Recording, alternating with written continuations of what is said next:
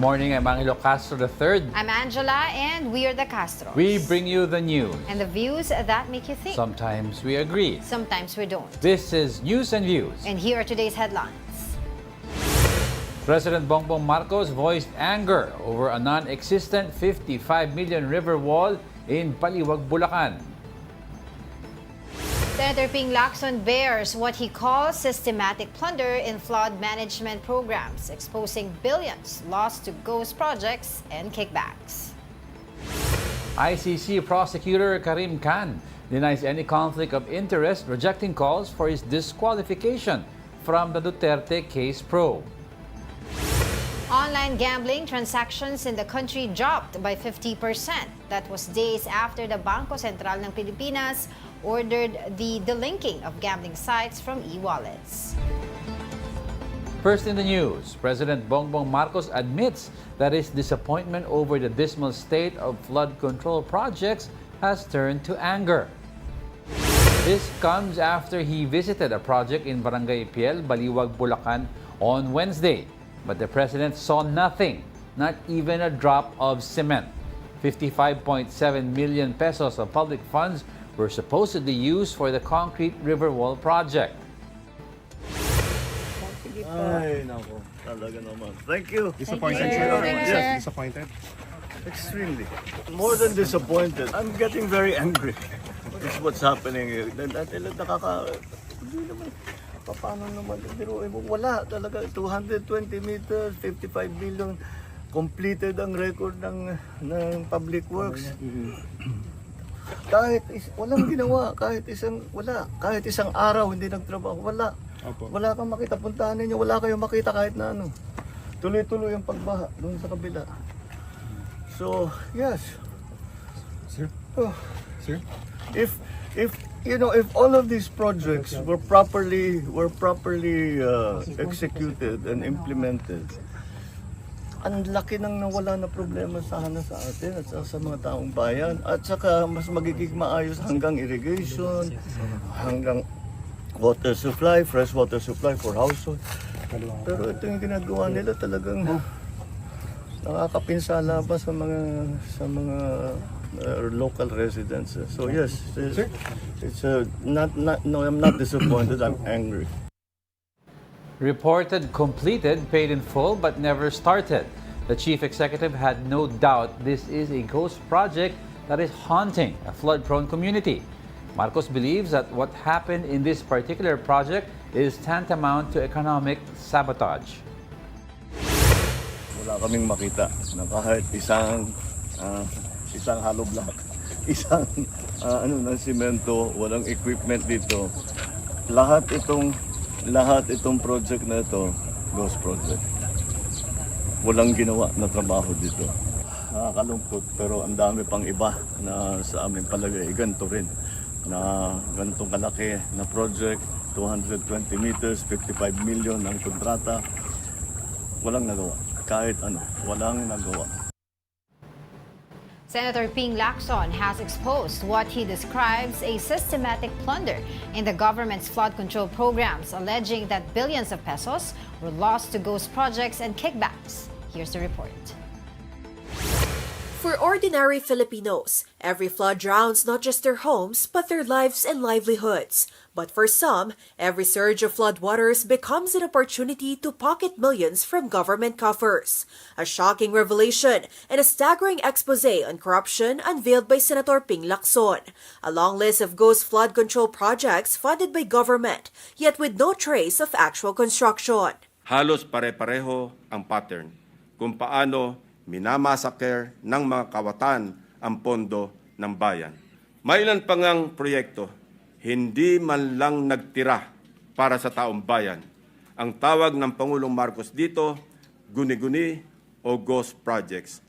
According to Lacson, corruption is systematic, carefully divided among key players. This is how taxpayers' money is safe enough. For example, a project worth 100 million pesos. After taxes and insurance, only 82 million remains. 8 to 10% goes as kickback to the DPWH district engineer, 5 to 6% to the bids and awards committee. up to 1% to a commission on audit official, and up to 6% as a so-called parking fee or royalty for the politician controlling the district. When the cuts are done, only 35 to 40 million is left for the actual project.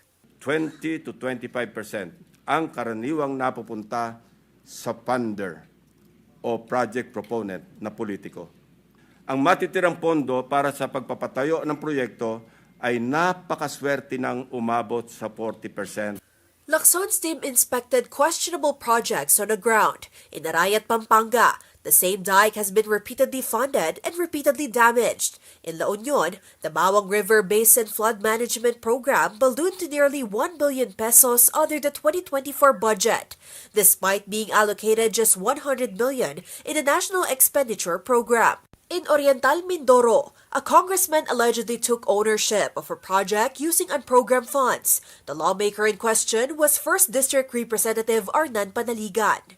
Masalimuot ang proseso ng paggamit ng unprogrammed appropriations under the Special Purpose Fund. Ano kaya ang taglay na agimat ni Congressman? But Lacson said Bulacan is the most notorious for kickbacks in flood control. In Malolos, one project built back in 2018 was still funded again in 2021, 2023, and 2024. Another was rebuilt in 2023 but with substandard. Paulit-ulit ang pagpopondo kahit gawa na. Bagong style ito, Mr. President. Ilan pa kayang flood control projects ang ganito? Lacson also named former district engineers Henry Alcantara and Bryce Hernandez, who he claimed valued money more than public service. Sa District Engineering Office na ito, sa ilalim ng pamumuno ng dalawang nabanggit na opisyal, para sa taong 2024, 28 proyekto ang pare-pareho ang pondo kahit magkakaiba ang specs, disenyo at haba. Ang isa sa kanila ay nakakapagpatalo ng 100 milyon sa isang kasino dito sa Metro Manila. In Hagonoy, another scheme emerged, the so-called distinct budget, identical project cost, different projects, like a 77.9 million peso riverbank protection structure, priced exactly the same as another flood control project under the same contractor, Darcy and Anna Builders. Projects that vanished like ghosts. And not just the projects, sometimes even the contractors. Lacson's team went to the registered addresses of these firms, only to find a gym and an e-payment store instead. Another contractor, Wawa Builders, was tagged for a ghost project in Barangay San Nicolas. Sa historical imagery ng lugar na walang nabago simula pa noong 2017. So, anong tinayo ng Wawa Builders noong 2023? Di wala. Wow na wow ang wawaw. Lacson said he is ready to submit evidence to back up all his revelations. Very detailed talaga yung ginawang expose. Kumbaga, we can say that. Doon sa ginawa na included in the privilege speech of Senator Panfilo Lacson yesterday sa Senate. Actually, medyo may sakit pa siya na nakita mo naman through his voice, pero nairaos naman yung report na yun. Kaya ngayon, yan ang laman ng balita natin dahil may mga pinangalanan siyang people involved. One of which is yung isang congressman nga sa Oriental Mindoro, si Representative Panaligan, which is he categorically denies na may involvement siya. Saying na, alam mo na, yung lagi natin pinag-uusapan dito na finger pointing na sa Congress, wala naman daw silang kinalaman dito. When in fact, we can look at DPWH, contractors, and other people involved but not them. Actually, ang best summary dito yung video ni PBBM. Sabi niya, kahit yung may buntong hininga na lang sa nakaturo, kahit isang hollow block man lang daw sa 55 million peso project na pader, walang nakita, pero tagged as completed. Isipin mo yan, 55 million, but when you take a look at the site, not even 1% completed. So, that begs the question, ano nangyayari? Yeah. Who monitors these projects? How many more? We're only talking about flood control. And we're only talking about yung under the PBBM administration. And only flood control. Could you imagine, lawakan pa natin ang pagtingin natin dito, no? Administrations back and modern flood control. Ang dami siguro proyekto na nakatag completed. So, ano ba ang structure ngayon ng government with regards to auditing Kasi ang COA, they only audit yung paperwork, yung financial, pero yung physical aspect ng isang proyekto, ano yung basis mo of auditing? Tapos I remember sinasabi ni PBBM, mahirap daw i-audit or inspect ang project na nakatag as yung mga dredging, kaya ayaw niya ng dredging. How do you measure daw dredging? Totoo naman. Ano sasabihin sa'yo? Mag-dive ka sa ilalim ng river para tignan mo yung lalim ng Kung gaano kalalim yung dinredge Oo, nila. kaya nga minsan sinasabi ni Pangulo as much as possible kung kaya ng ibang project imbis na dredging, yun na lang. 'Di ba? Kasi mas makikita yung output like itong river wall, walang wall. Yes, alam mo na, pero tagged as complete, diba? So kaya nga Galing. sinasabi natin dito, maganda yung nangyayari ngayon, nagkakaroon ng investigation, but at the end of the day, what we want is to hold people accountable. Pag wala tayong makita na puro salita lang to, wala tayong makita na makakasuhan at makukulong dahil dito, all of this are for nothing. Pero ito pa sinasabi ni Senator Panfilo Lacson, no, pinakita niya yung, kumbaga parang yung matrix ng scheme ng corruption.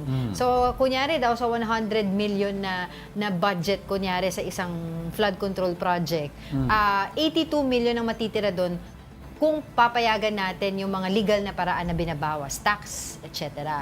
Pero ang nangyayari daw, natitira na lang doon at least mga 35 to 40 million because of several mga, alam mo na, mga hugot, di ba? Yeah, Kung sino-sino man yan. 8 to 10%, ayan, tingnan natin 8 to 10% officials of the Department of Public Works and Highways, yan daw mga kinukuha, according dun sa report. 2 to 3%, kinukuha naman daw ng District Engineer Office, kung meron mga excess pa from the contractor's profit. 5 to 6% members naman daw ng Bids and Awards Committee. 0.5 to 0.1% commission on audit, kasama yan At 5 to 6%, ito yung lagi nang sinasabi na babanggit ni Senator Panfilo Lacson, yung passing through or parking fee. Ito yung tinatawag yung mga royalty given to politicians in control of the district. No? 20 to 25% funder or project opponent and politician. So wala nang natitira. 'Di ba? So talagang yung moderate your greed na tinatawag dito na pinag-uusapan natin before. Dito ma-apply yun no. Hindi kayo talagang makikita dun sa project ninyo na wala nangyayari dahil talagang wala na natitira dun sa pera More than the details kasi, okay, it's good to have yung mga detailed reports like that. Yes, of course. But more than that, we should actually have physical reports, physical inspections, more than numbers. Numbers will only go as far as COA audits and COA reports Yung actual, But it's important I know, din but naman, I'm saying to actually look. Kasi isipin mo, kung titingin ka ng report, makikita mo completed ang project, 55 million, pader, okay. No, yung binasa ko kanina sa'yo, yun yung sinasabi, allegedly, I know. upon investigation of Senator Panfilo Lacson, na nagiging scheme of corruption. Yes, I'm under saying, these projects. but just to simplify lang for our viewers, it's so easy to see corruption going to the actual site and saying, wala ang project. Or kung titignan mo, Tagged as complete, pero wala. or kung may project, tama ba yung value, di ba? Yung semento na hinawakan ni PBBM, pulbos. Yeah. Pero nakalagay doon up to standard based on bidding parameters. Kaya, do you remember nung Kainit na ulo. kausap natin yung mojo natin, si Julie Baiza, I asked him, yung unang day pa lang na naglabas ng initial report si Pangulong Bongbong Marcos, I asked her, would you know kung mismong si Pangulong Bongbong Marcos will visit some of these anomalous flood control projects? Hindi pa daw sure. Pero yun na nga, ito na, ginagawa na niya. Kahit na Visiting most of them. Oo, most of them. 9,000 mahigit yon. Pero syempre, titignan dyan, ano yung mga most flooded areas, yung mas maraming mga budget na inilaan for that specific area. Yan yung mga makikita natin na maaaring bisitahin talaga para makita kung talagang merong mga flood Yung mga control site na projects. talagang gahaman sa pangangurakot. Diba? Pinuntahan niya talaga. Ay, nako. Alright, let's move on. Baguio City Mayor Benjamin Magalong has responded to what he believes were barbed remarks aimed at him by late Representative Richard Gomez. Magalong said it saddened him recalling that he and Gomez were once friends. Gomez earlier took a swipe at an unnamed mayor whom he accused of posturing as clean while criticizing congressmen. According to Gomez, he wasn't surprised that this mayor had accused lawmakers of corruption, but stressed that if the mayor had issues with one congressman, he should not drag everyone else into it. Ay sa tingin ko siguro baka ako yung tinutukoy. Kaya nakakalungkot lang. Magkaibigan kami. Kung sanay ka sa dark, sa madilim na lugar, mahirap ka talaga makakita ng maliwanag. Kaya ko na lang. Meanwhile, Vice President Sara Duterte is once again taking aim at the Marcos administration, accusing House leaders of being behind questionable flood control projects. Here's the report. Not only contractors but even members of Congress themselves should be investigated over the questionable flood control projects. That's the sharp criticism coming directly from Vice President Sara Duterte. Mga contractors ay mga tauhan din sila ng mga members of the House of Representatives. 2 tao lang ang nagde-decide sa budget ng Pilipinas. Yun ay si Martin Romualdez at si Zaldico. At yung mga kasamahan nila o mga grupo nila, kasama din nila yon sa paghati-hati noong budget ng Pilipinas. The Vice President made that remarks in Paris, France, where she met with supporters of her family. Even abroad, Duterte continued her attacks on the Marcos administration. She questioned that President Bongbong Marcos' own expose of so-called shady contractors, calling it suspicious. Nabanggit namin yon kay BBM na ganun ang ginawa, pero noon ay wala siyang reaction. Tapos bigla ngayon, meron na siyang reaction. Paniwala ko, pinaghahandaan niya lang yung excuse niya para sa susunod na baha. Her brother, Davao City Acting Mayor Baste Duterte, echoed her sentiments, saying the president's action looks more like image building than real solution. Baka ginagawa mo lang platform mo na ganun ka, and yet wala ka namang totoong ginagawa talaga. Kinasuhan niya na yan sana kung talagang totoo yung mga sinasabi niya.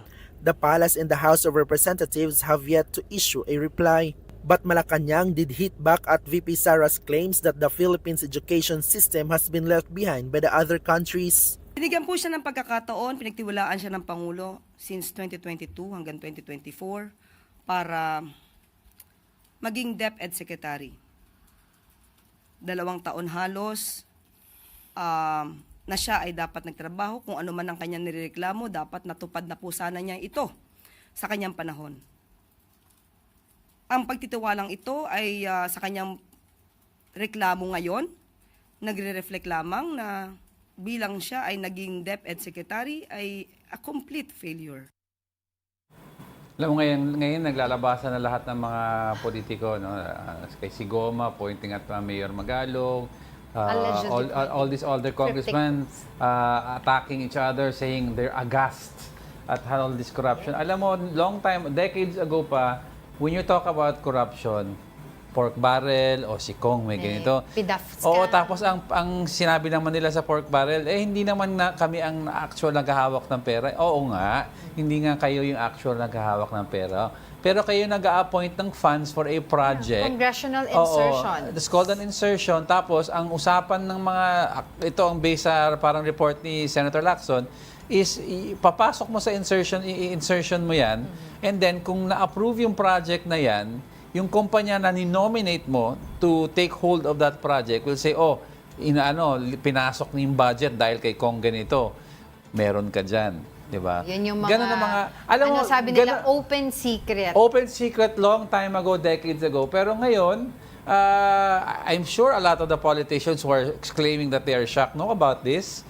Pero ngayon, nag-react sila dahil the President of the Philippines makes it part of his battle cry right now in last 3 years to go after these people. Ngayon, lahat kayo kumakahol. Kaya ako sinasabi ko, it's now really the time to get those people accountable, hold those people accountable, and hopefully end this generational greed. Sabi nga nila, bakit hindi alam ni PBBM yan long time ago?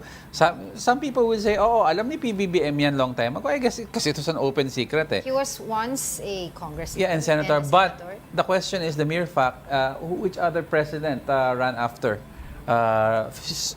specifically contractors and stopping short of blaming congressmen Pero yun nga for sinasabi corruption. nila, let's not just focus on contractors, 'di ba? Kasi sabi nila, itong mga contractors na to, hindi to gagalaw without the compass of higher ups or higher power, or higher entity. Ang sasabihin ko lang sa mga tao nagsasabi nun, relax lang kayo. Alam mo, kung nagbabasa kayo ng 48 laws of power, how do you get the big fish?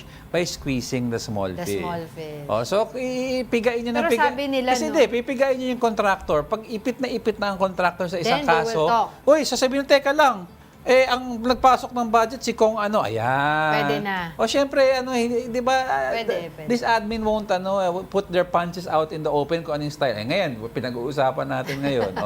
Di ba? Tignan natin. Pero sabi nga nila sa ibang bansa like in the US, kapag ikaw daw ang kontraktor ng isang proyekto ng gobyerno, inilalagay pa daw yan sa website nila. Yes, Na pinagmamalaki na, okay, we are part of this national country's project, ganyan, itong kontraktor na to. Dito, nahihiya ka na maging kontraktor kasi ka nasa dawit dito. And of course, a lot of people are asking also, bakit hindi rin tignan ng maigi itong mga taga-DPWH?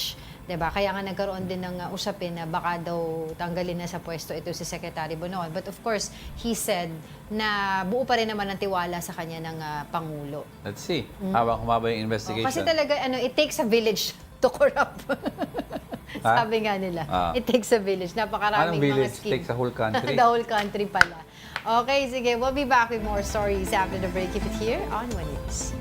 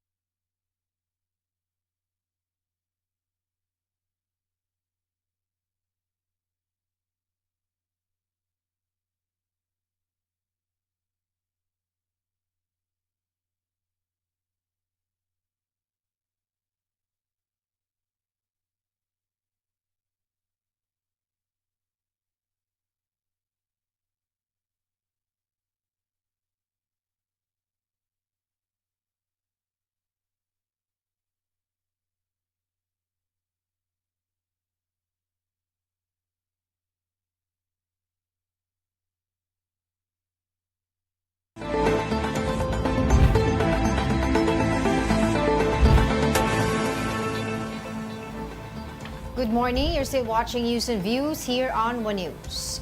Oriental Mindoro Representative Arnan Panaligan denied involvement in flood control projects in his district.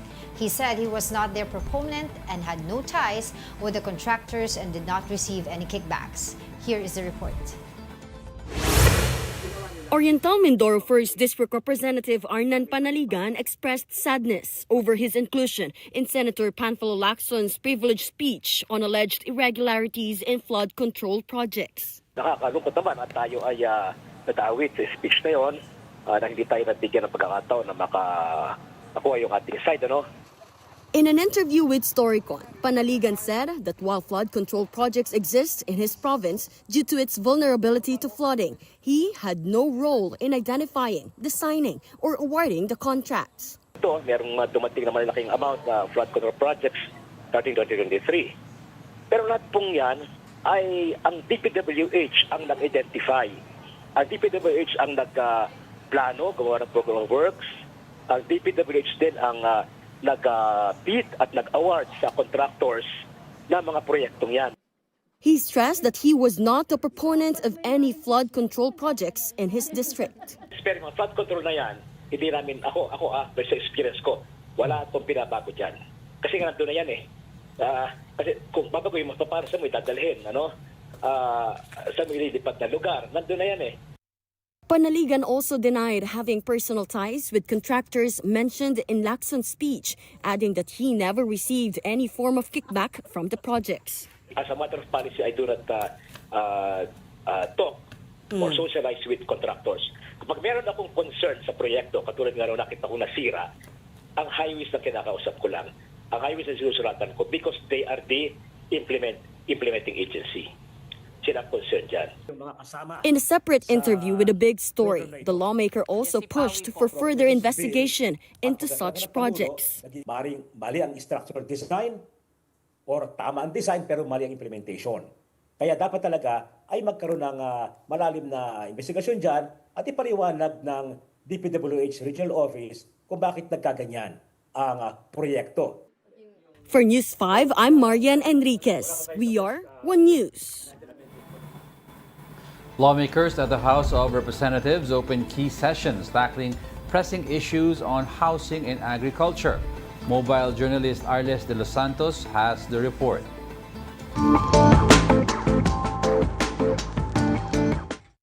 Filipinos still lack access to adequate, affordable, and sustainable housing. That is the hook of the inaugural meeting of the 20th Congress's Committee on Housing and Urban Development.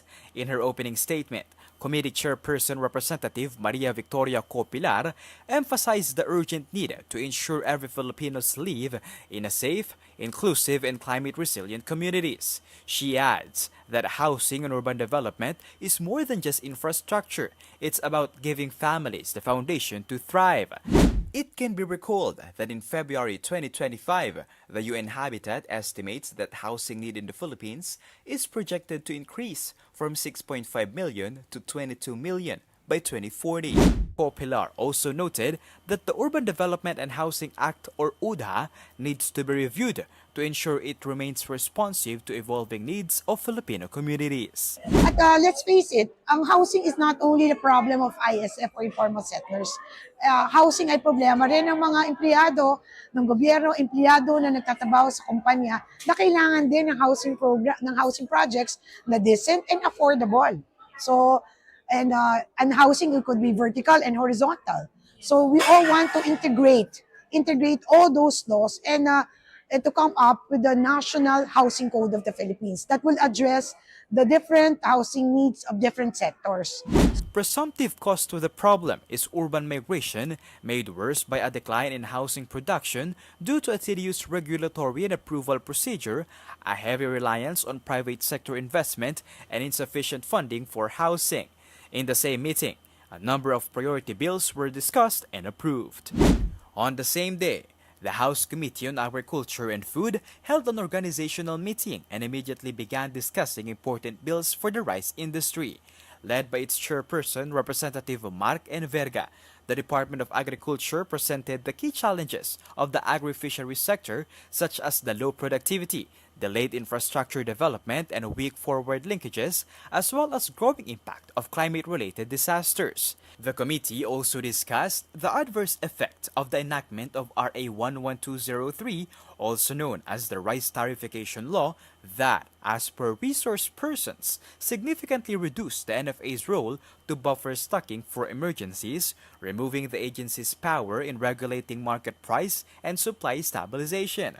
Representatives from the agriculture sector aired sentiments on the worsening derailment caused by the law. Simula po nang ipatupad ang Rice Tariffication Law noong February 2019, grabe ang epekto sa mga magsasaka ng palay, industriya ng bigas, at sa partikular, luging-lugi ang magsasaka. Pakinggan po namin si President Marcos, hindi naluluging magsasaka. Fake news, hindi po ito totoo. Kung nabili ng 8 to 10 pesos, kinuwenta po namin, lugi kami ng 28 to 32,000 pesos per hectare. Accessible housing as well as food sufficiency remains an unsolved puzzle under the Marcos Jr. administration. Both problems that's been passed on from one administration to another that makes living difficult for many Filipinos. Mobile Journal Arles de los Santos, we are One News. Now in other news, ICC prosecutor Karim Khan has denied any conflict of interest and rejected calls for his disqualification from the investigation into the Duterte administration's drug war. Khan acknowledged that he previously joined a legal team representing victims who sought an ICC investigation, but said his role was limited to reviewing and presenting submissions, not conducting investigations or interviewing witnesses. He later withdrew from the matter and stressed that his current responsibilities as a prosecutor are entirely different. Khan maintained that his impartiality remains intact and said he will continue to review his position while leading the case. Former President Rodrigo Duterte's lawyers has sought his removal, alleging an irreconcilable conflict of interest. Joining us now is Attorney Cristina Conti, ICC Assistant to Counsel. Attorney, thank you for joining us. Yes, good morning. Yes, she will help us break down Prosecutor Karim Khan's denial of conflict of interest and what it means for the drug war investigation. So given your role, attorney, at the ICC, how do you view Prosecutor Karim Khan's denial of any conflict of interest in this case? Well, it's simply factual. He's stating what he has done before and what is his, in a sense, tentative role as lawyer for the quote-unquote victims. Apparently, it is in furtherance of the investigation. And so, because of his factual presentation, for us, we're also convinced that there is no conflict of interest. From another point of view, there was also this question as to whether a lawyer for the victim and a lawyer of the prosecution would have material conflict of interest, because essentially they would have the same goal, to have the accused convicted and eventually ordered to pay reparations. And so now it's clear, and even Kaufman himself seems to have been convinced in his in his previously recent filing last week, I think, he said that he now poses no objection or is not questioning the impartiality of the judge. Or rather, of Karim Khan. Okay, kasi baka you could orient us a little, no? Kasi although we're familiar with yung Philippine judicial system, iba kasi ang framework ng ICC, no? So initially, when the Duterte's defense team were saying na may conflict of interest, a lot of people parang na-confused. It's because, as you mentioned, one and the same naman to eh. I mean, that side is all, yes. So ano yung argument, do you think, what argument did they have that they thought that they could, that yung petition nila could succeed? Well, their argument was that the victim's legal team and that the prosecution are separate groups. Okay.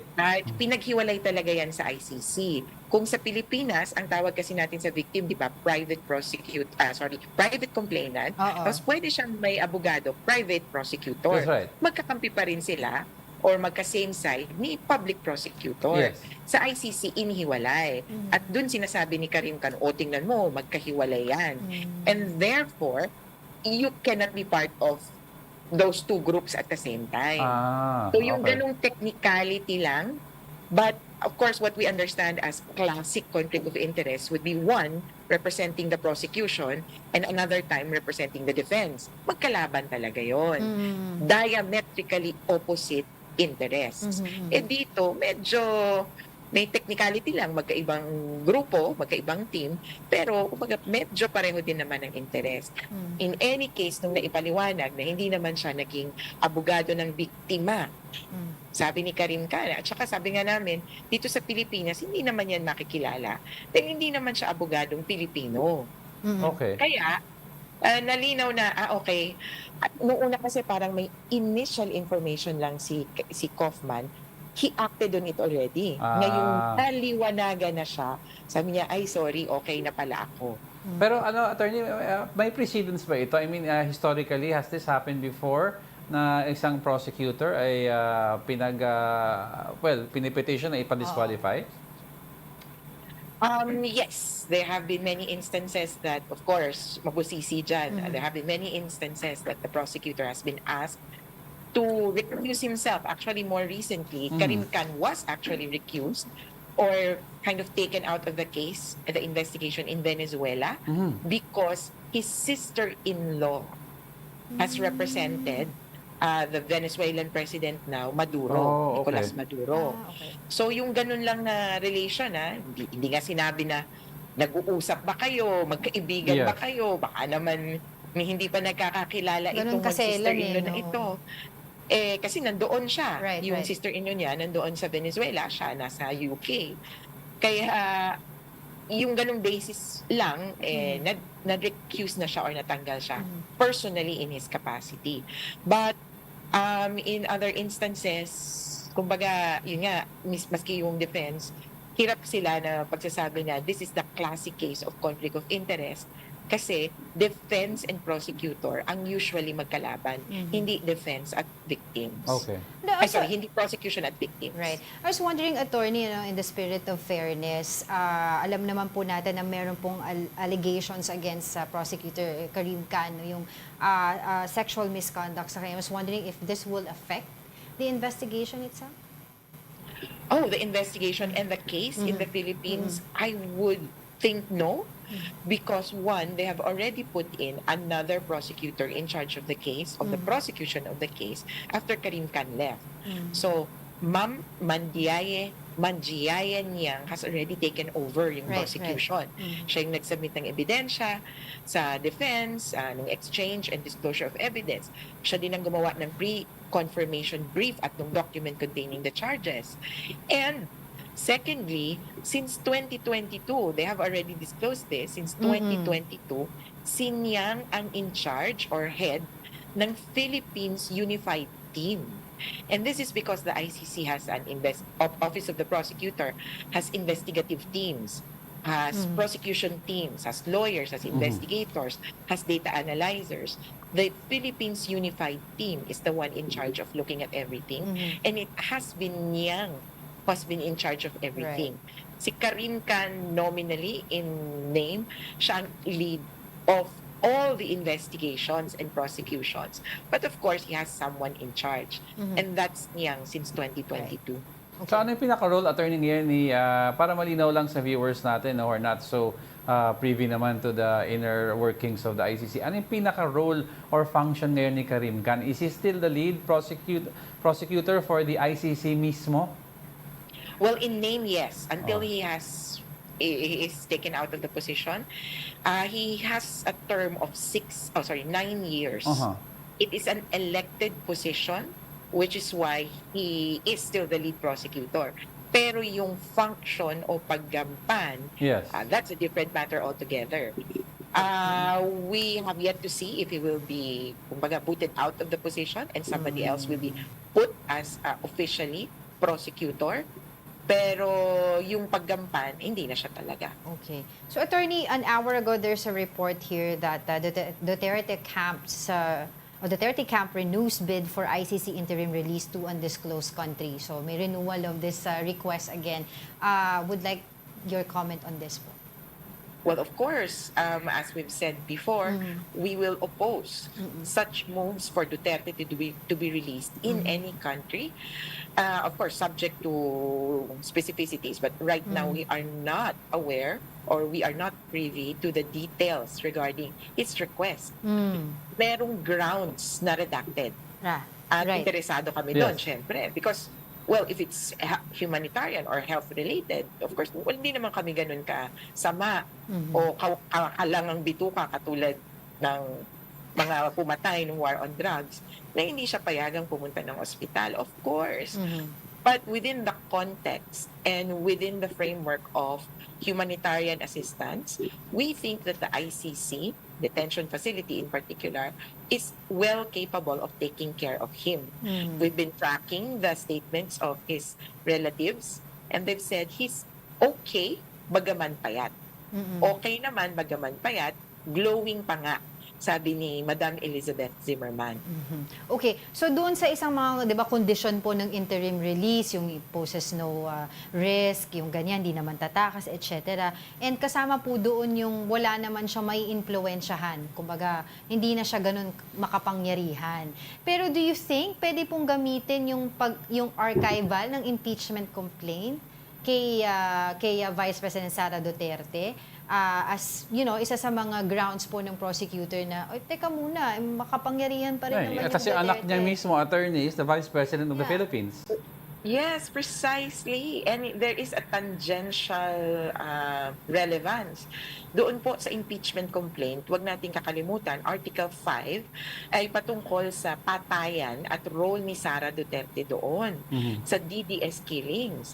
Kaya kumbaga, in a sense, the impeachment trial stopped that new avenue where evidence could have been brought out.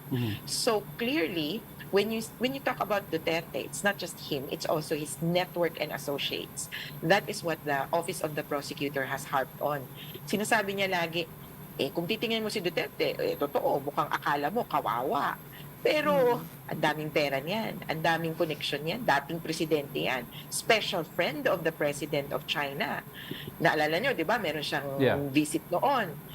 At yung mga kamag-anak niya, how many Dutertes are in power? And one of them, no less than the Vice President of the Philippines. Okay, attorney, now will given be taken into consideration. given all that things that have been happening recently, September already next month, no? In a few weeks. So are we on track with regards to yung initial schedule or yung original schedule ng ICC with regards sa case ni former President Duterte? And ang tanong na marami, how long do you think this will take? An estimate? Well, for us, on the part of the prosecution and the victims who have already complied with all the deadlines, we are ready for September 23rd. It's the time that the prosecution will present their evidence or their arguments about the case, and they have already submitted their pre-confirmation brief. Babasahin na lang yan. Magpe-presenta na lang ng ebidensya. Kung hahaba yan, nakaschedule actually tayo ng 4 na araw, September 23 to 26, doon sa venue, sa lugar. Kaya, we have up to 4 days. But I would say minimum, depende sa bilis ng presentasyon, kasi magsasalita ang prosecution, pagkatapos defense, pagkatapos victims, I would say maybe 2 days, more or less.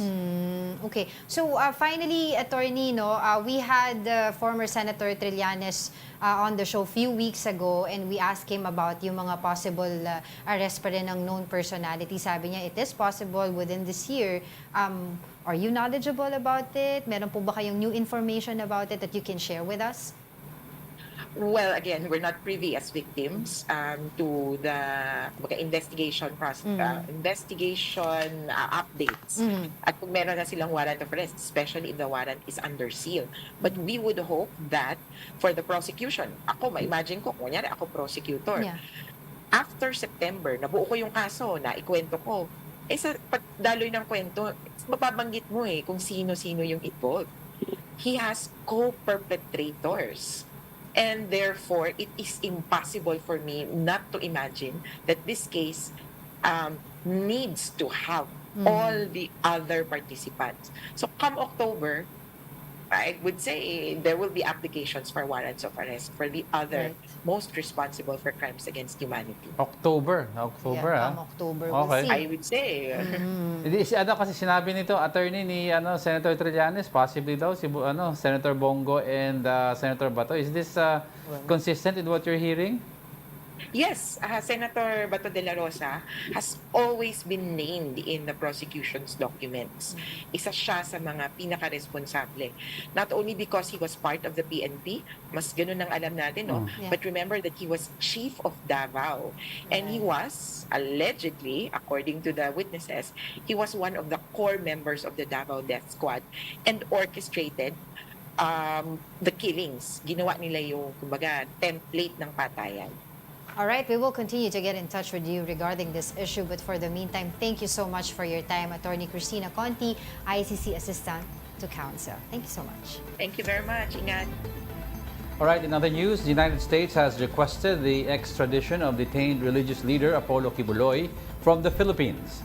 Philippine Ambassador to the U.S., Jose Manuel Romualdez, confirmed that Washington transmitted the necessary documents to the Department of Justice in June.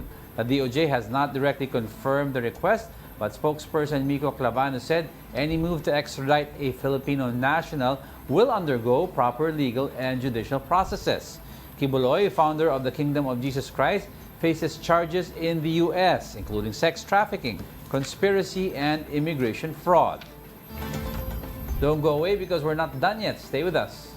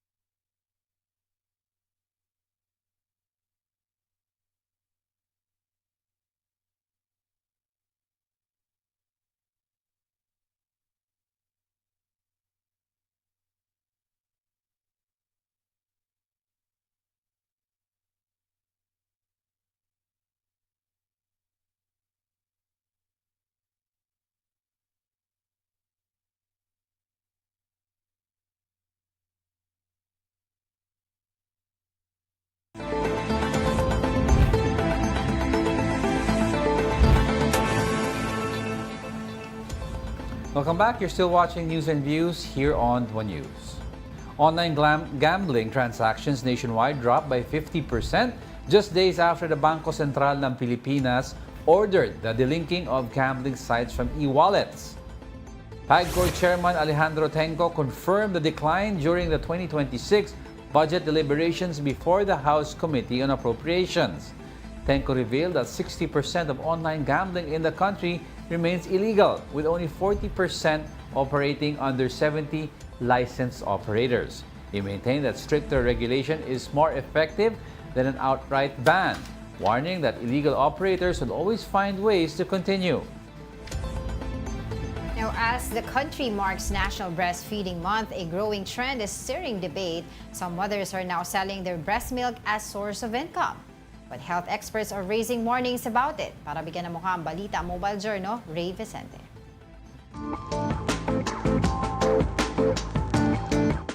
Maraming nanay ang napipilitan huminto sa trabaho pagkapanganak. Karamihan, pag-aalaga ang priority gaya ng pag-breastfeed. Pero ang isang mommy na nakilala ko, pinagkakakitaan ang sobra-sobra niyang supply ng gatas. Di na bago ang istorya ng ilang mommies na hirap mag-produce ng breast milk. Kaya maraming active communities online kung saan nagtutulungan ang mga nanay. Pero may mga mommy na gaya ni Shane na ang sobrang supply ng gatas, kanyang ibebenta online. Ang maximum ko weekly, nakaka 60 bucks. Depende kasi sa sipag ko mag-pump pero madalas 60 bucks talaga ako. Actually, meron na akong regular buyer talaga. Dati, nagpo-post ako sa Facebook kasi sa Facebook yan sikat yung mga pagbebenta ng gatas. Tapos hanggang sa nagkaroon na sa TikTok. 15 pesos per ounce ang benta ni Mommy Shane. Bilang online seller din naman siya, sinubukan niya rin itong ibenta noon pang 2021. Pumatok ito. At ayon kay Mommy Shane, malaking tulong sa araw-araw nilang gastusing pamilya ang kinikita niya sa pagbebenta ng breast milk. Malaking tulong talaga kapag nakakabenta ako ng gatas. Ang laking niya, ang laking ang laking menos niya kasi hindi namin nagagalaw yung sahod niya. Minsan kapag nakakabenta nga ako ng malaki-laki, kinukuha ko yung pang-tuition ng bata, saka yung pan-therapy. Ayun, tas nakakabayad ako madalas ng Maynila. At dahil alam ni Mommy Shane na baby ang may kailangan ng kanyang gatas, doble ingat daw siya sa pag-prepare nito. Sa katunayan, sumali pa raw siya sa lactation class para mas matutunan ang tamang pag-iimbak ng breast milk para hindi mapanis. Inaalagaan niya rin daw ang sarili at panay healthy foods ang kinakain para masustansya rin ang mapoproduce niyang breast milk. Kung iisipin mabuti, maraming natutulungan si Mommy Shane sa pagbebenta niya ng breast milk. Bawat bag na naibebenta niya, isang sanggol ang nabubusog. Pero para kay Doc Silvery Micah Jaime, isang general pediatrician, mas mainam daw na imbes na sa online, sa licensed milk banks dumiretso ang mga hirap magpadede ng kanilang babies. O di kaya ay gumamit ng milk formula. Nakakatakot daw kasi na baka makontamina ang breast milk kapag mali ang preparasyon nito. Hindi talaga safe or hindi nire-recommend yung pagbili or yung pagbenta ng breast milk online. Marami talagang panganib yung pwedeng maidulot nito, lalong-lalo na sa mga premature babies natin and sa mga sick babies natin, yung mga mahinang baby. No, madaming panganib katulad ng contamination, possible contamination, bacterial contamination and viral transmission. Lalong-lalo na hindi na i-screen yung mga donor. Pero kung di maiiwasan, payo ni Doc, kumonsulta sa doktor kasama ang donor para sa screening. Ngayong National Breastfeeding Awareness Month, may dalawang muka ang istorya ni Mommy Shane. Una, lahat naman ata ng nanay malamang sa malamang ay handang gawin ng lahat para sa pamilya. At pangalawa, marami pa rin mommies ang hirap sa breastfeeding na umaasa sa mga gaya ni Mommy Shane. Kaya mahalaga po na mabigyan ito ng pansin at mas kilalanin ang sakripisyon ng ating mga supermoms. Mobile journalist Ray Vicente po, hatid ang mukha ng balita. Smart has partnered with leading streaming services including Signal Play, Viva One, and VMX to expand digital content for its subscribers. Smart Chief Operating Officer Boy Martirez said the collaboration aims to democratize content by making it easily accessible on mobile phones at affordable prices. Signal Play's Gerard Milan noted that users can conveniently access the apps through either prepaid or postpaid plans. In addition, Smart launched a pluggable eSIM that allows users to manage multiple connections on a single device. Democratizing content has two features: technology and compelling content. We made sure that our subscribers can watch it live, on demand, on a mobile phone, at democratized prices. It's a very strategic partnership with Smart to allow customers to be able to access itong mga apps natin, particularly itong Signal Play, no? Using their load or charge it to their postpaid bill. So it will really make it easier and more accessible for more Filipinos to access all of the content that we have on Signal Play. One News Defense editor Manny Mogato has launched the second edition of his autobiography, It's Me Book. The details in this report by mobile journalist Kayla Makatan.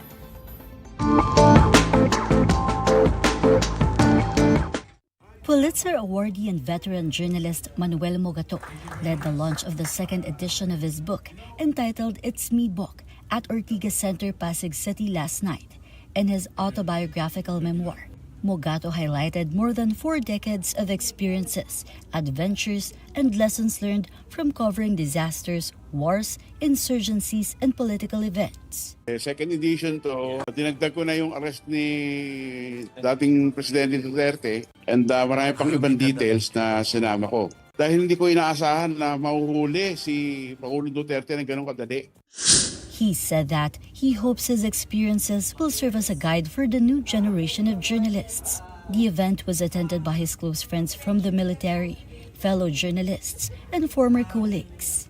Also present was Defense Secretary Gilbert Bibocho Doro, who paid tribute to Bokmani's colorful career and significant contributions to the field of journalism. He also mentioned how impactful Mogato's work was, not just to journalists, but also to future defense leaders. Ine-encourage natin ang mga may karanasan at dalubhasa sa isang subject na isulat yung mga karanasan nila para may reference na gagamitin sa mga practitioners sa kinabukasan. Katulad nung kay Mr. Mogato, security yan. Importante na malaman mo kung hindi lang ano ang desisyon na nangyari, ngunit bakit nangyari, ano yung nangyayari noon para hindi cut and paste yung mangyari. A short panel talk was also held with Glenda Gloria of Rappler, Perhel Santos of CMFR, and attorney Dana Patnak, where they discussed the challenges facing journalists today compared to their time. Mobile journalist Kayla Makantan, we are One News. Now today is a holiday. It's a Ninoy Aquino Day. Ninoy Aquino Day. So mga tao na sa house are resting. And with that, I'd like to leave everyone with a quote. A hero is no braver than an ordinary man, but he is brave 5 minutes longer.